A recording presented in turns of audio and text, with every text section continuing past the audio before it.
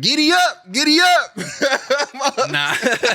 Welcome to another weekly edition of the best way to smoke news. You know that news that you can't refuse. Don't do it. Back to it. No Drip Lip is being sponsored by that glue guard. Gonna get it. And being presented to you by Serpo Jr. Big J. And Gideon. Infused food, beverages, and live performances will be coming soon to California cannabis cafes after Governor Gavin Newsom signed the proposal into law. It's going down. One of them Tuesdays. Man. What? You know what I'm saying? Authorized by Assembly member Matt Haney, no relation to Devin Haney, that the latest proposal addresses concerns the governor expressed last year when he voted the state's previous proposal to legalize cannabis lounges. At the time, Newsom said that allowing such businesses could undermine California's long-standing smoke-free workplace protections. That's kind of like, I can see that because it's like non-cigarette smokers. When you go to them restaurants and they be smoking them cigarettes, it kind of get on your nerves. Man. So you can kind of like have a little bit empathy for those who don't smoke weed, but that shit be smelling good. Man. But make you hungry. Really. So this year's proposal carries requirements for participating companies to evaluate their working conditions and post appropriate warnings, and for local authorities to consider setting new ventilation and or filtration requirements. Mm. I believe that should be in all facilities. Mm-hmm. Lots of people want to enjoy legal cannabis in the company of others. True. That is now finally legal in California, and there is no doubt that cannabis cafes will bring massive economic, cultural, and creative opportunities and benefits to our state. Haney says via San Francisco Circle. Oh, he's from the Bay. He might be related to Devin Haney. Mm. But as far as like what they talking about with these lounges, I totally agree. As a cannabis user, you know what I'm saying? If you can get out and you can like socialize, like with your kind, you know what I'm saying? And like when I mean with your kind, other cannabis smokers. Right. Because it can be a cannabis smoker. You smoke sativa. I smoke indica. We're not the same. Man. But the lounge is great. Man. For sure. Moving on. House Democrats urge DEA to speed up cannabis rescheduling.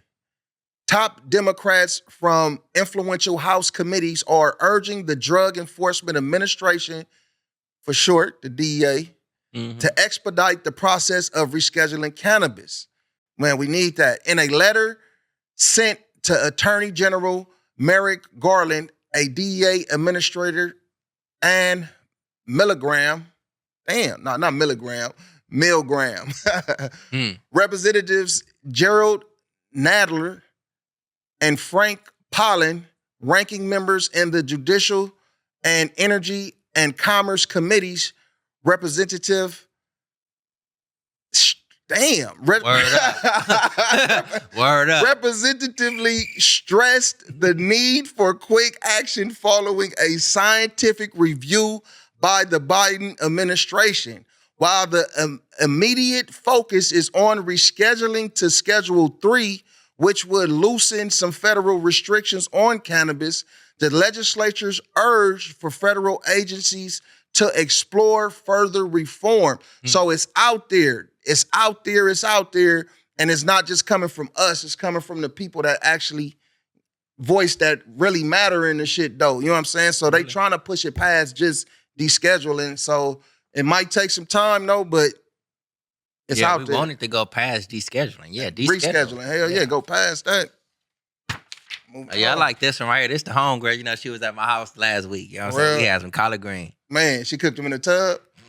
I mean, cleaned them in the tub. All right, Vice President Kamala Harris, the Democratic nominee for president, you know what I'm saying, said during a recent podcast appearance that she believes in legalization of adult use cannabis.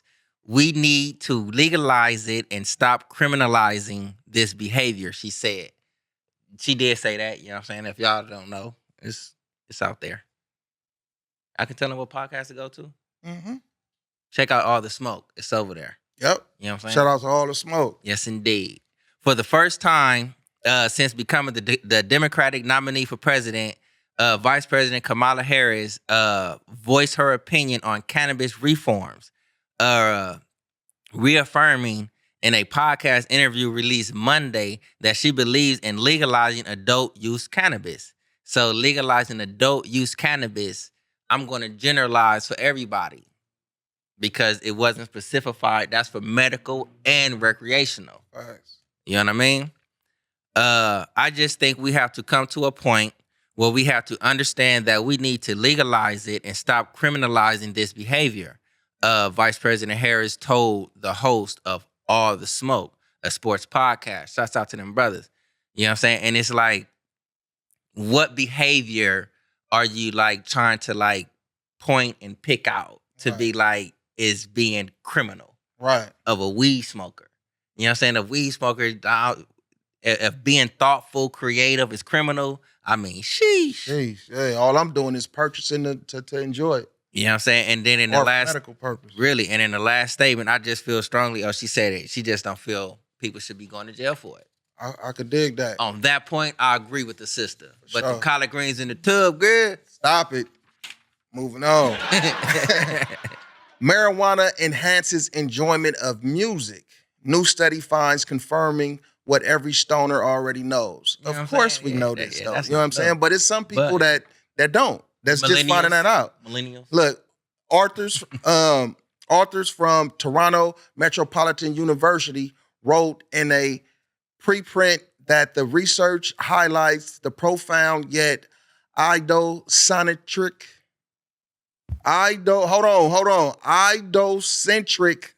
effects of cannabis on auditory experiences among experienced recreational cannabis users. Participants were recruited through the university as well via flyers at 38 marijuana retailers in and around Toronto. A total of 104 people completed an online questionnaire, 15 of which were interviewed further on hour-long individual Zoom calls. According to their self-reported experiences, participants showed significantly higher levels of state music absorption while high compared to sober. Yeah, we know that though, man. I love smoking on some good shit though and listening to music. Sometimes you could kind of like zone out and hear some sounds you ain't heard. You know what I'm talking about? Word is calm. Real, moving on. Yep. Licensed cannabis dispensaries in Ohio. You know what I'm saying? Have sold more than $76 million worth of cannabis products in under 2 months of operation. Wow. You know what I'm saying? As we all know, Ohio have been fighting to get the cannabis industry rolling. Adult use cannabis sales in Ohio have exceeded $76 million in under 2 months of sales, according to the DCC, Division of Cannabis Control. Since the launch of adult use sales in August, couple months ago, retailers in the state have sold over 8,000 pounds of plant material and over 1 million units of manufactured products. They booming. The average price of cannabis products continues to drop month over month, with the average cost per gram falling from $24.24. Now, you're going to get somebody $24.24 a gram. What's with the 24 cents? But per 1/10 of an ounce of the flower from the first week of September to $23.74 imposed during the second week. The average price per gram of flour fell from $8.57 to $8.39 during the last time frame, while the manufactured products sales averaged from $30.39 to, y'all already know it, $30. And if y'all can guess the cent, with this news right here, I got a t-shirt for you. Mm-hmm. You know what the number is, right? Mm-hmm. You know what the number is, right? Maybe. Yeah, so y'all already know, and I kept saying it. Man. But that's your weekly news, the Serpo Jr. Big J. Baby.